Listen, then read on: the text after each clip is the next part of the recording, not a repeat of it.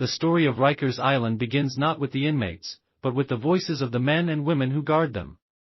Imagine this: a correctional officer steps into a corridor packed with noise and tension. On one side, detainees bang on their doors, demanding medical attention, food, or simply to be heard.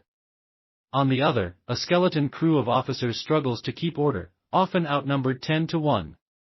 The guard radios for backup, but none comes quickly. It's not because no one cares.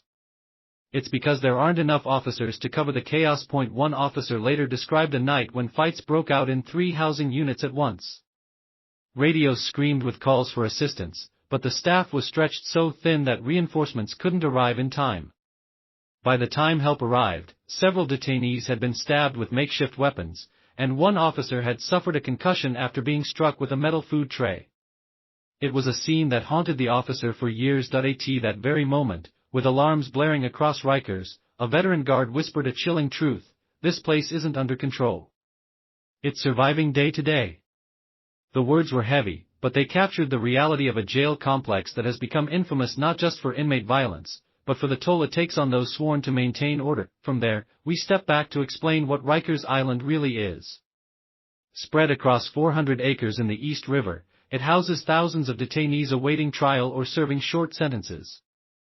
But the public image, one of constant fights and corrupt guards, only tells part of the story. The truth is more complex, and much harder to swallow. Many officers interviewed over the years have admitted that working conditions make every day a gamble. Overcrowded housing units, understaffing, and the pressure of managing detainees with mental health issues all combine to create a powder keg. And while some officers are accused of misconduct, many others are quietly burning out, trying to hold the line in a system stretched to its limits. Yet, not every day is filled with violence. Some mornings pass in relative calm. Guards conduct cell searches, serve meals, and escort detainees to court appearances. They perform routine tasks that go unnoticed, but each moment carries the weight of uncertainty. A single wrong move, a delay in response, or even eye contact at the wrong time can trigger chaos. The stress builds until one event pushes it past the breaking point, and that breaking point came during a shift in the late summer of 2014. Officers recall a particularly volatile day when tensions boiled over in one housing block. Detainees, angry about delayed meals and court transfers, organized a coordinated attack. Multiple guards were cornered, and for a terrifying moment, it seemed like they might not make it out alive. One officer, trapped inside, later told reporters, "I thought that was it. I thought I wouldn't see my family again." Just as the attackers rushed forward, the sound of heavy boots thundered down the hall. Backup had finally arrived. Shields were raised, pepper spray filled the air, and the chaos slowly broke apart. The guards survived, but the damage, to their bodies, to their trust in the system, was lasting, and that day raised the question that still echoes through the halls of Rikers: how much longer can guards endure such conditions without breaking themselves? The answer, or at least the attempt at one, will unfold in the next chapter. But before we get there, the last image of Chapter 1 is this: a bloodied officer leaning against a concrete wall, staring into the dim fluorescent lights above, whispering that Rikers Island is a battlefield where no one truly wins. And just when it seemed things couldn't get worse, rumors began spreading among the staff of an even bigger crisis brewing inside the jail. A crisis that would shake Rikers, and the guards who spoke out, to the core. The rumors that spread among the guards were no exaggeration. Within weeks of that terrifying attack, Rikers Island faced one of its most infamous breakdowns in order. Officers recalled the day as a perfect storm: short staffing, overcrowded dorms, and detainees who knew that the system was stretched to its limit. It began with a fight in one of the housing units, a brawl between rival crews that quickly escalated. By the time officers arrived, dozens of detainees were involved, hurling chairs, trays, and fists. What stunned many was not the fight itself. Violence at Rikers wasn't new, but how long it took for reinforcements to arrive.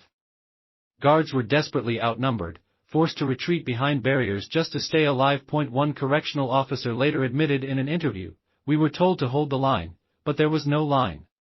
It was chaos." That day, multiple officers were injured, and the incident sparked investigations that revealed just how deep the cracks in Rikers' foundation ran. From there, the guards began to speak out more openly. In public hearings, union meetings, and press interviews, they described what it was really like to work at New York City's most notorious jail.